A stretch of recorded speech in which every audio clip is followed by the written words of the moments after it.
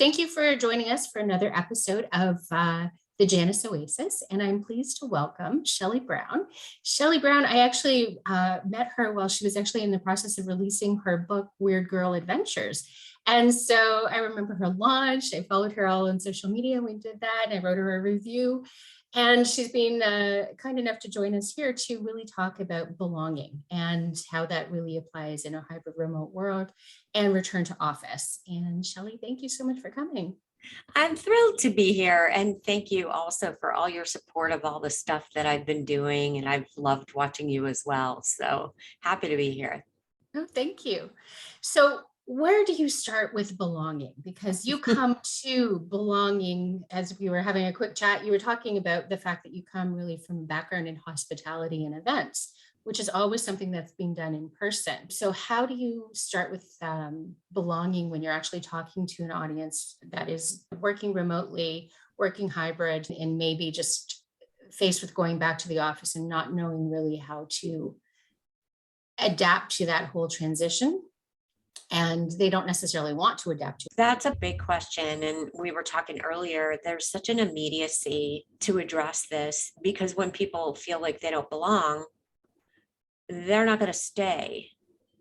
And it's especially hard in the world that we live in with hybrid and remote, making people feel like they're a part of a culture, helping people feel seen, helping people demonstrating value without actually being in front of them. And then in the hospitality industry, as we were discussing the nuances of not having luxury of giving employees what they're really looking for and where they can get in other industries with flexibility and hybrid and remote. And so really it's about stepping into valuing people as individuals, their perspectives, their points of views, and their personalities. It's not just, okay, now we're allowing people to show their tattoos and have different hair color. That's not what belonging is all about. Yes, I get to wear this. Belonging is really being appreciated for your own unique gifts and talents, your own perspectives, feeling seen, feeling heard. It's not about fitting in. Right. It's really about personalizing the experience and being able to influence and feel that you can really bring forth a level of comfort to know that you're accepted for who you are and what you already know.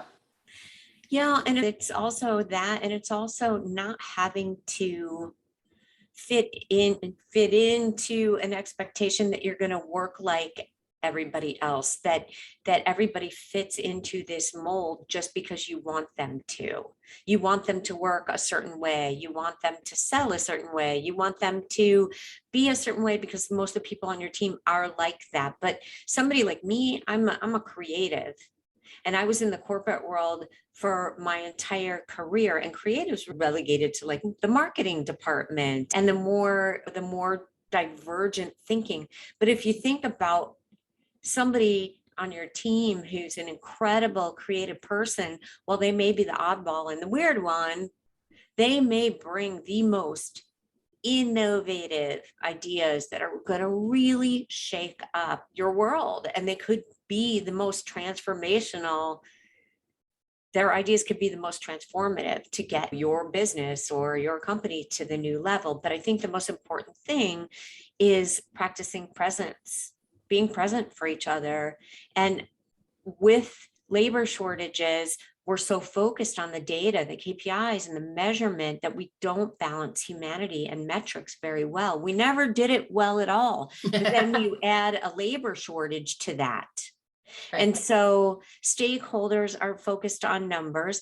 Management has this horrible, funky responsibility to not only fulfill stakeholder responsibilities, but somehow effectively lead people while it's very difficult being present and being very human centric while you're focused on numbers all the time. So there has to be a balance.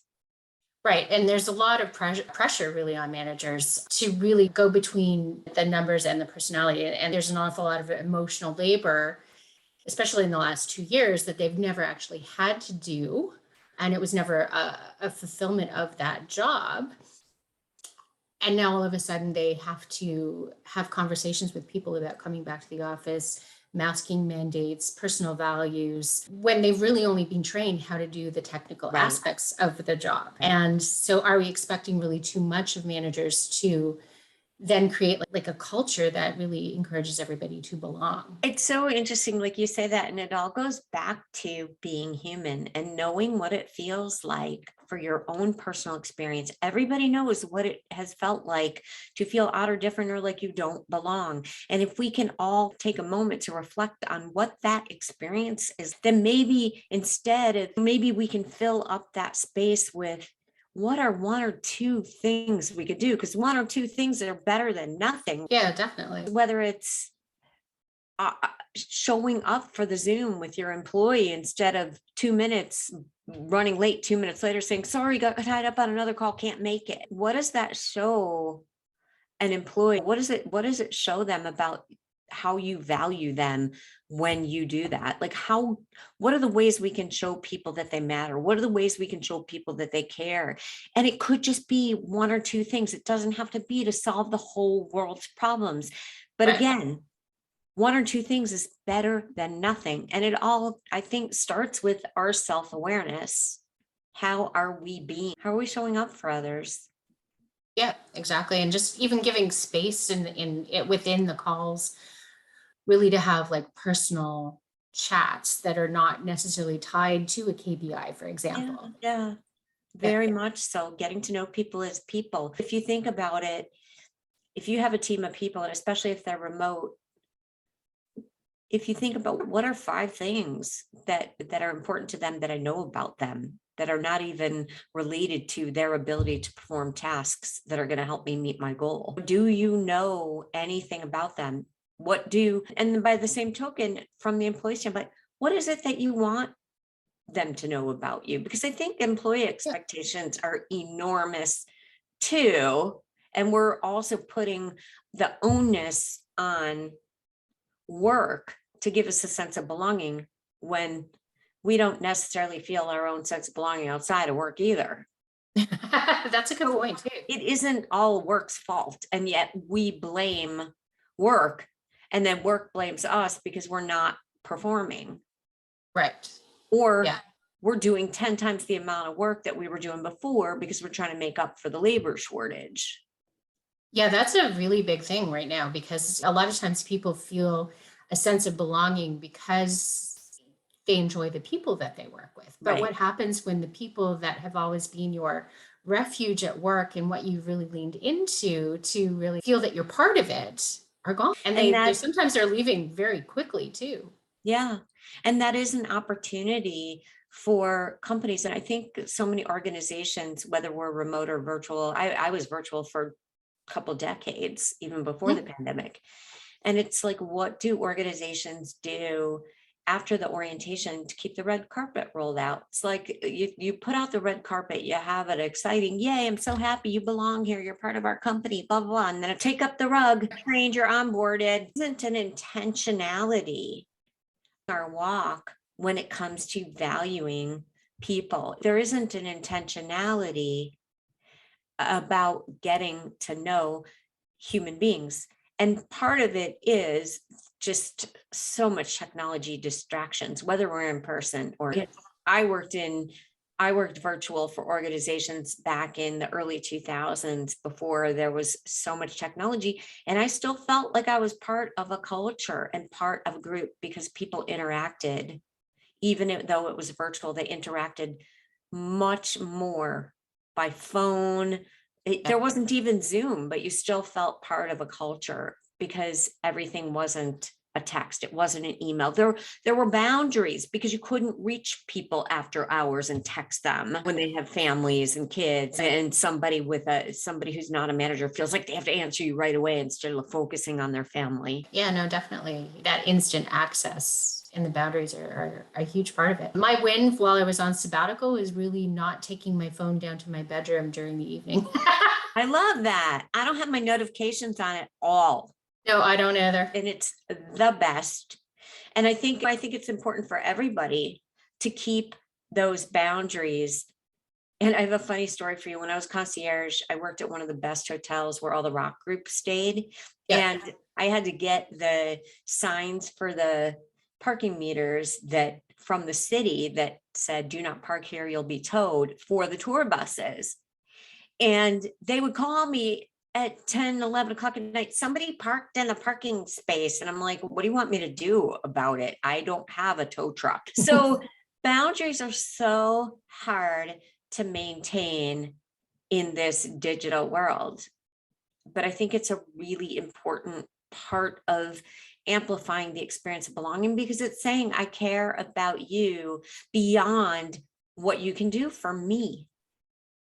Yeah, exactly. Like you're really being considerate. I learned that lesson the hard way. It was actually one of the things that actually led me to leave my job in 2019. I had a really heavy workload, and I was actually starting work sometimes between 3 and 4 o'clock in the morning and not ending until 10 o'clock at night. And one morning I thought I was calling Minnesota, which was like central time, like your Chicago time. And the woman had moved and I didn't know. And she was in California. So I called at 7 o'clock in the morning and it was really 4 o'clock. And so she actually called me back because I woke her up.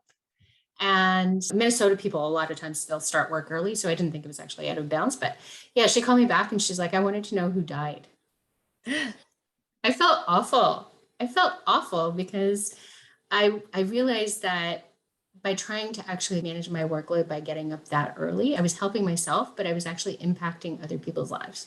Yeah, that's a huge self-awareness. And that is those things, when people are self-aware about how their own behavior is impacting others, that's when we can start filling out that big old whiteboard of how can we make people feel valued and make people feel like they matter. And I don't think that there's any prescriptive method for doing it. I think each organization can actually collaboratively come together with their employees and say, what is important to you? What I was going to do before Omicron, I was going to go work with a hotel company because they had people that worked before the pandemic and during the pandemic. And then the other part of the team was all new, and they were having trouble integrating because these people went through this shitstorm together. And then all these new people are coming on board and they didn't go through that.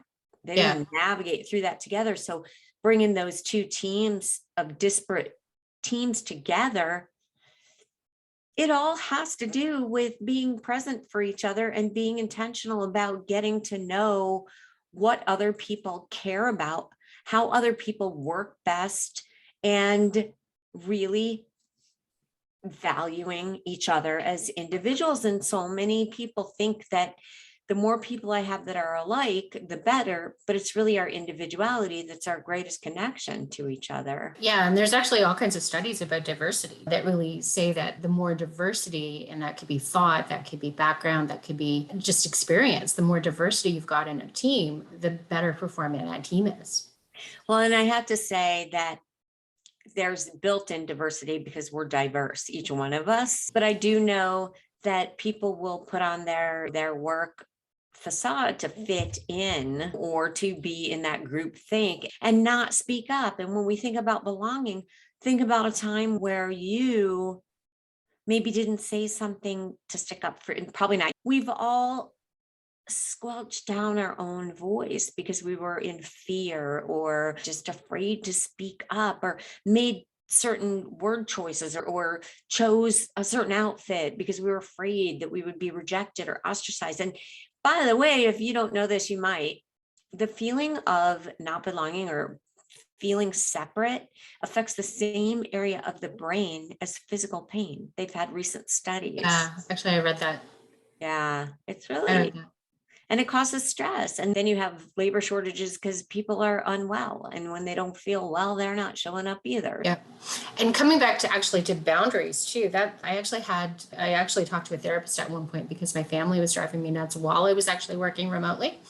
And I was like, I don't know how to get them to respect my boundaries because I have my door closed. I did the signs, I use sign language, I communicated in advance, like I did all of the things.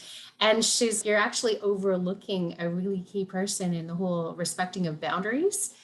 Exactly. Me. Yeah. I Yeah. was my biggest problem in respecting of boundaries because Mm. it's like you engage with them when they approach you. It's funny because before the pandemic, I'm a certified mindfulness educator, but Yes. I used to use rock music to help people understand what we were doing. And I would do these really cool experiential workshops where I would put up an image and I would say, like a clock, go up to the whiteboard. What's the first thought? What's the first feeling? Don't think about it, just write something.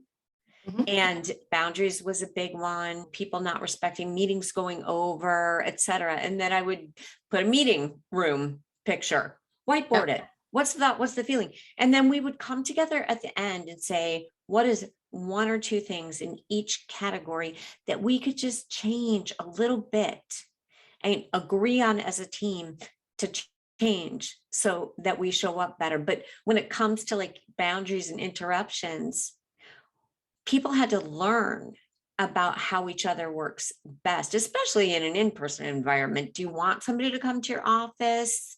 Do you Yep. want to close your door? Do you want to have a specific sign or symbol that says, don't interrupt me now? Because people by nature don't respect boundaries when they need help with something. They don't practice patience. But I think in the remote world, teams need to come together, hybrid world, and come up with sort of SOPs when it comes to boundaries so that people can have more well-being. Right. And honestly, in person in an office, especially if you got like an open office like we're moving into, one of the biggest symbols that you actually see is really just wearing earbuds. So it's, hi, I'm in my bubble, don't bother me. But that I don't becomes a even know if problem. that works.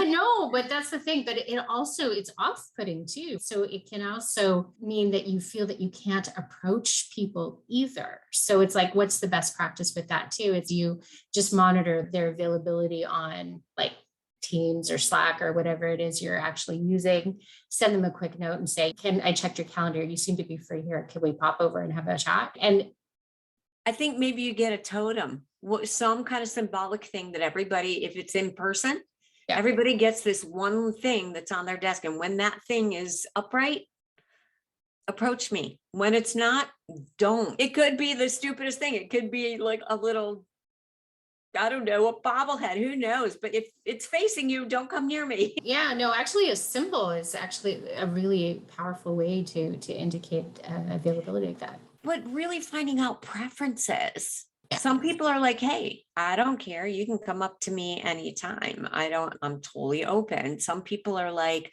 I really need to focus in the morning. So my biggest need for not being disturbed is at this time. And back in the office, again, it's respect about who are you inviting to this meeting and do they really need to be there?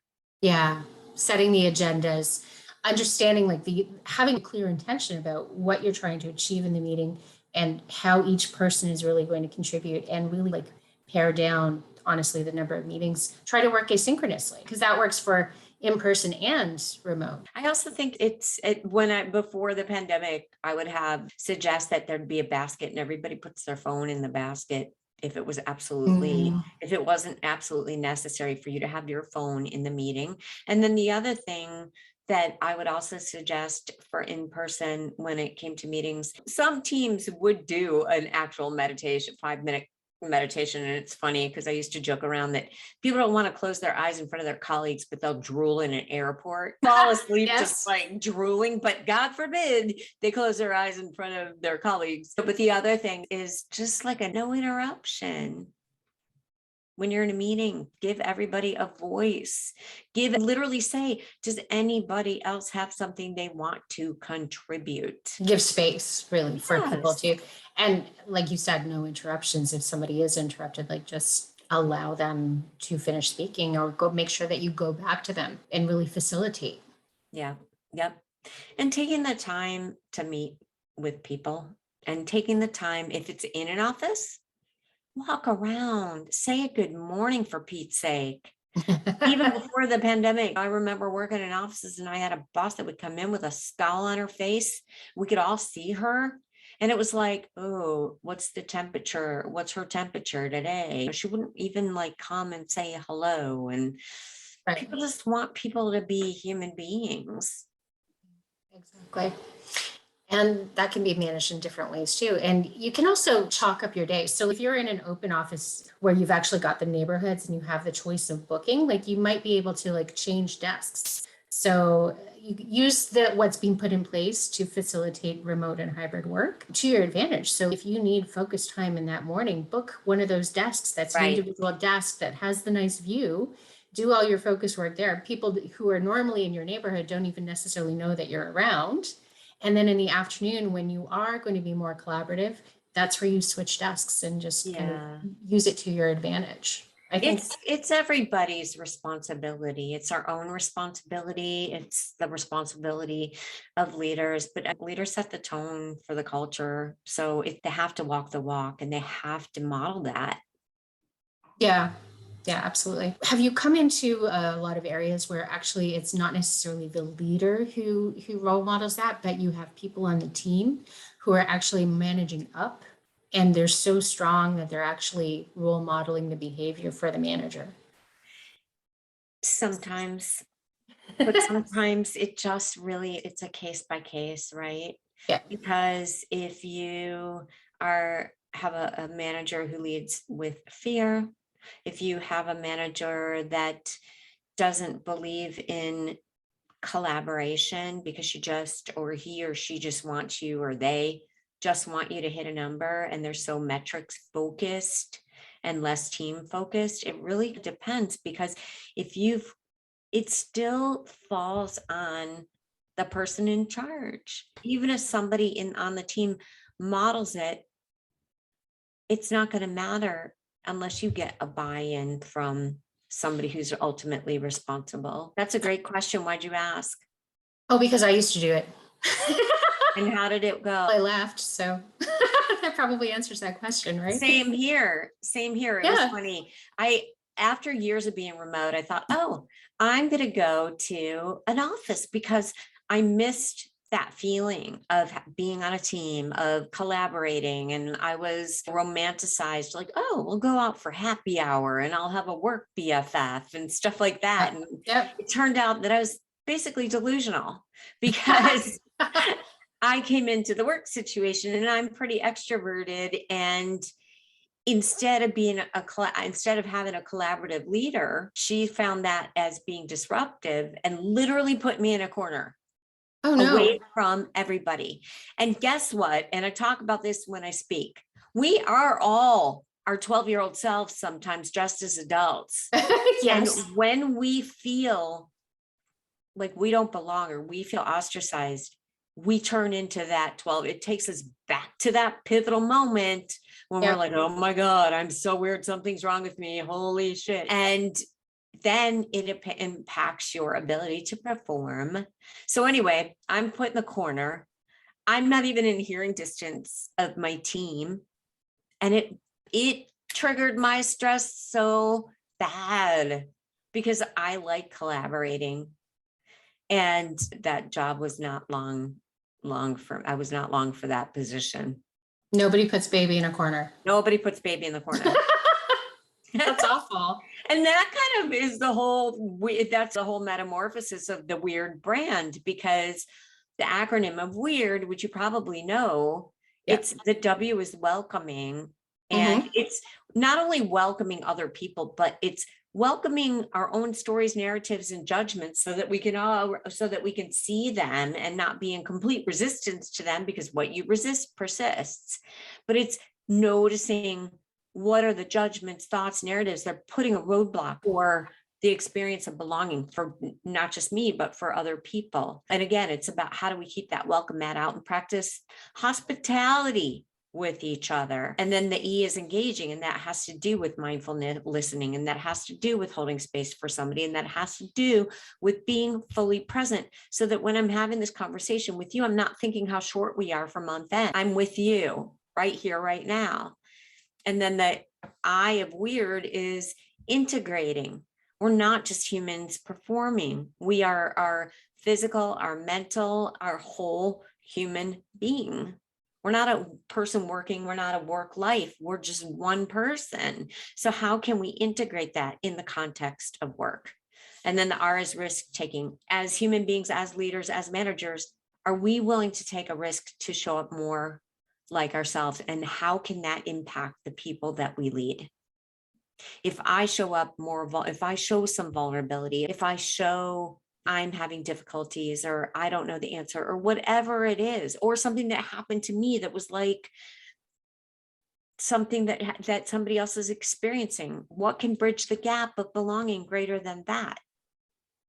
Right. And then the D is dynamic, knowing that we're fluid and shifting and changing, but also the D of W.E.I.R.D is, doesn't everybody want a dynamic culture?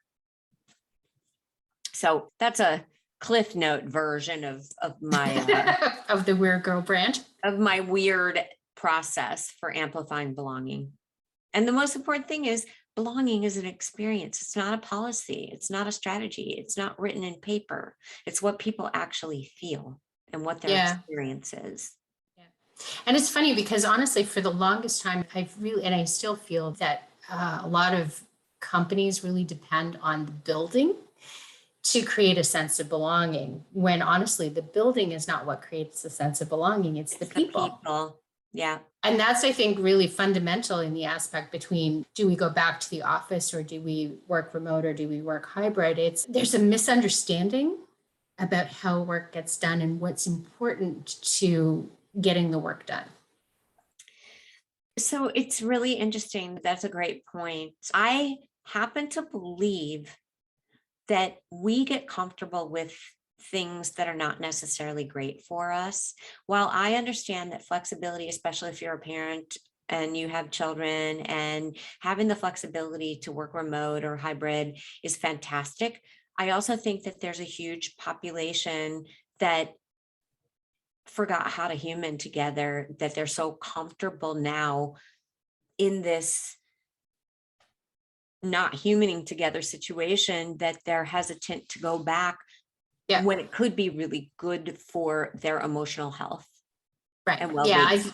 I think there's a development almost of like social anxiety and like fear, really. But about that didn't being just happen exposed. because the pandemic. That happened because people don't, because of technology, I think, with all the texting and all the less interaction, it's gotten so far removed from human interaction, whether it's picking up the phone or being in person together.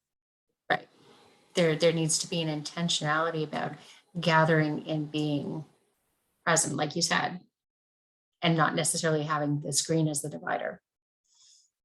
Absolutely. And like I said, I think people forgot that's something that they want, because they've gotten so, you can get used to anything. You can get used to the worst situation in the world and think that it's better because you've forgotten what it felt like.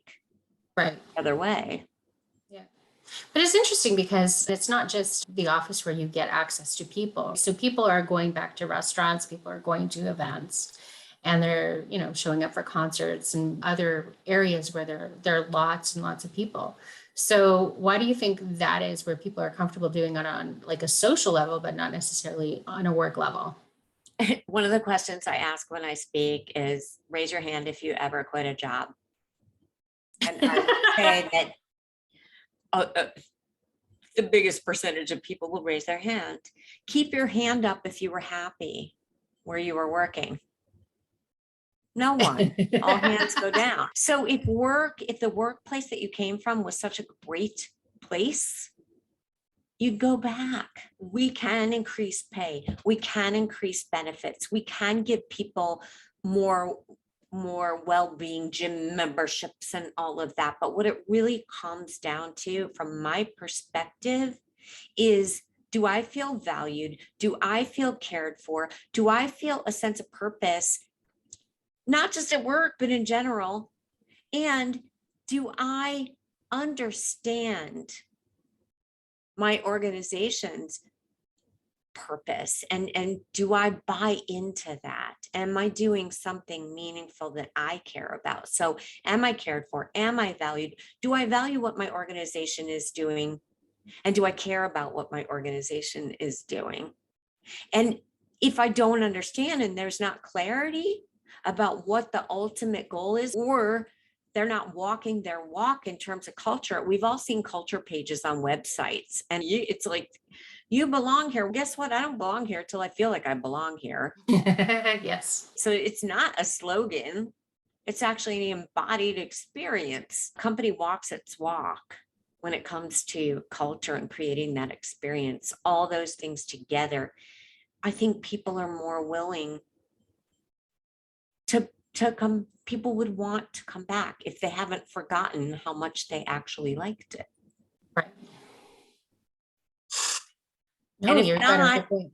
yeah, and if not, we have to create that experience again. And that's the thing, our company's really investing in demonstrating like the compelling reason why you want to be in person. It's really the biggest challenge, and I talk about this when I speak. One of the biggest challenges is it's really hard to move forward when you're still trying to catch up. Talk about impossibility, right? You can't run when you're still behind. You're just learning to walk, but you're trying to run. So a lot of companies that had financial losses are still focused on the metrics, but there has to be a focus on both. Yeah. Because you won't be able to catch up, and you won't be able to move forward unless you have the talent to help you get there. Exactly. Who does the work if nobody's showing up? Yeah. You can't operate unless you've got your people. Yeah. I think that's a perfect place for us to actually end this. I do try to keep these somewhere between 20 and 30 minutes. So I think that this is perfect. So thank you so much for sharing those insights. It's so refreshing really to hear that. So thank you. I will make sure that we've got everything in the show notes. So I'll link to your book, your LinkedIn, your Instagram. Is there any other way that you would like people to know how to contact The you? best way is my website, because the Okay. website links to pretty much everything. Okay, perfect. I can definitely make sure that's there. And I know that you take breaks from social media as well too. We always want to make sure we're respecting your boundaries there too. So yeah, we will put the website as primary. Thank you. LinkedIn's fine too. Okay, I will put them there and then people can track you down as they need.